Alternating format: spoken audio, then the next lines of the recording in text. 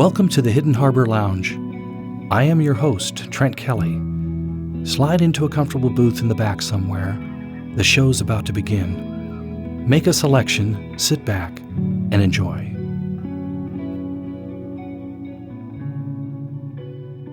Today we explore the timely question, what does Beyonce, and for that matter Taylor Swift, know about country music that you might not?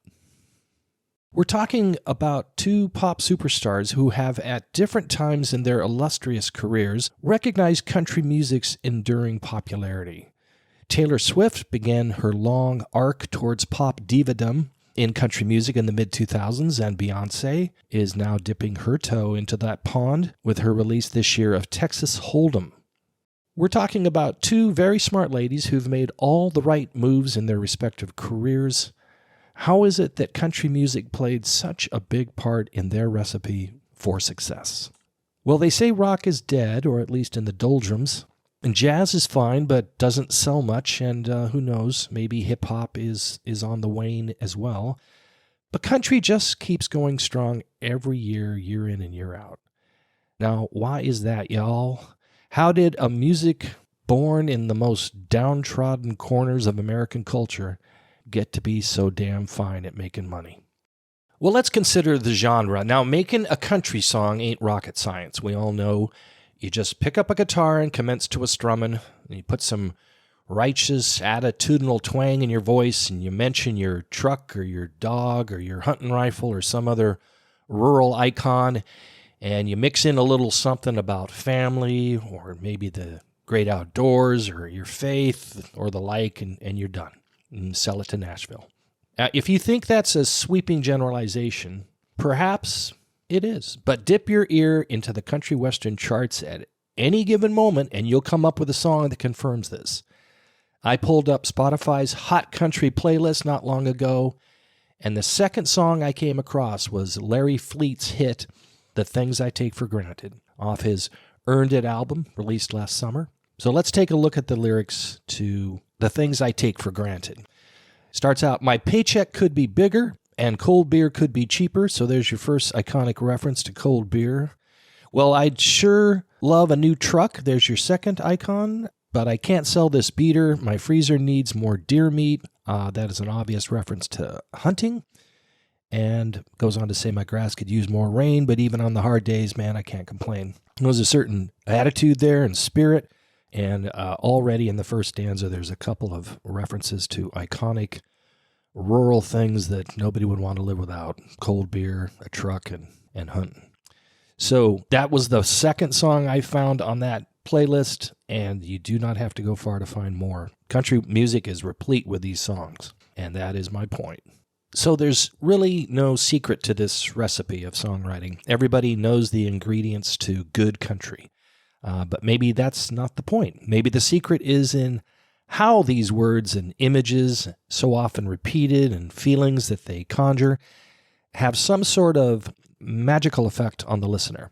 So many folks have heard this type of song lyric over the years so many times, and they still keep coming back to the well to hear some more. How is that? It's like the words they keep wanting to hear offer some sort of incantation, some sort of formula of words designed so that they produce a particular effect with the listener. Maybe the answer's found somewhere in country music's beginnings. You see, country was a music born out of longing. In the 1920s, the U.S. was a cauldron of churn and turmoil, socially and economically. The Industrial Revolution was reaching a fever pitch, and the jobs were not on the farms anymore. Rural Americans became sort of economic refugees, pushed out of their agrarian roots and into the cities. There, they were the proverbial fish out of water. Cities were a breeding ground for progressive movements, much more than rural regions. And this was the jazz age. Everything was being called into question. After the jarring hellscape that was World War I, which was a miserable global experience that shook the moorings that grounded us as a society, it started there and got more difficult to handle. Women weren't dressing or acting like they had before. We were in the middle of a big experiment called Prohibition. illegal booze, and that didn't work so good. And that was fueling a crime spree. Science and theories of evolution were trumping the Bible's explanation for things. And a guy in Europe named Sigmund Freud was telling us all sorts of disturbing things about what really drives human behavior.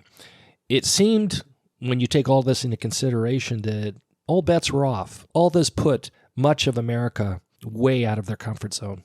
So what could be found back in the 1920s to assuage these forces of doubt and instability?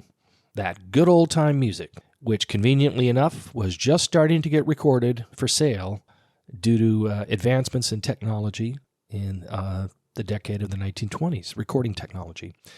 Suddenly, those old songs passed down the generations of poor country folk were selling in great numbers to city folks who needed to listen to something that would remind them of the good old days before life in America got so complicated. Okay, so that explains the Grand Ole Opry and the hayride dances on every radio station in Middle America. But how is it that it's still going on today, going strong as ever? Well, I don't know about you, but things seem pretty crazy right now, too. Let's start with economics. In the last 4 decades, we've seen a steady decline in manufacturing jobs, union jobs, and the like, the kind of well-paying blue-collar jobs that put folks with a high school education firmly in the middle class. That's got to hurt. And when you're hurting financially, you're scared, and that makes you want to turn to that which makes you feel more comfortable.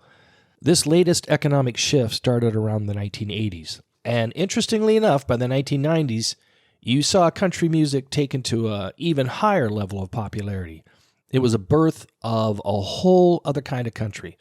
Big sports arena shows by megastars like Garth Brooks, Alan Jackson, Toby Keith. It's kind of interesting how country music went on steroids just as things got bad for the working families. And let's talk about the other changes that have been coming down the pike in the last 4 decades, something beyond just the economics. Half the country wants to see progressive change on every single front. Quite understandable. But the other half is holding on for dear life.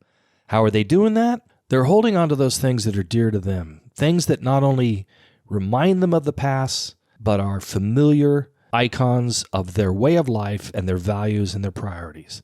If someone writes about things that give them simple pleasure, like fishing at the old fishing hole or drinking a cold one on the porch at sunset, that stuff's going to click with like-minded folks. And there's a lot of them in this country. These aren't just their favorite things. They're the things they fear losing the most in an ever-changing world. It may not make sense to everybody that some Americans like to raise hell every Saturday night and end up in church the next morning and hunting later that day. But that's the lifestyle cherished in those flyover parts. And they don't want to lose it. And by repeating these mantras of the common man in their music, maybe they think they can keep them alive forever. So country music is where you go to find all those messages that continue to resonate with a whole lot of Americans. Big, broad messages that try to salvage the simple, sacred things in everyday life that seem at risk of slipping away. Country music remains not only popular despite the changing times, but perhaps because the times are constantly changing. Country is a music with a yearning to stop time and its corrosive effects on what folks are used to somehow stop the erosion of the familiar with a simple song and a sentiment. Now, there is no doubt that there are many sides to country music, both old and new, and Beyonce, no doubt, will bring something different to the table with her contribution. But as long as it stays the music where you can find that longing and those incantations of nostalgia and hope for the familiar, it will continue to be a commercial juggernaut. And folks like Taylor Swift and Beyonce appreciate that, and so do the folks who work with them. It's a matter of simple human nature at work here. As long as country music keeps that message going, it will remain a big selling point to many folks in our country as the nation continues its uneven but steady course towards that shapeless thing called the future. Thanks for listening.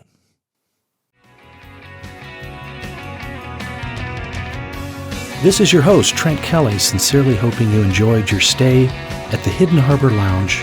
If you like what you heard, by all means, spread the word. and click subscribe to make sure you catch new episodes when they're released. Until then, safe travels on the World Wide Web.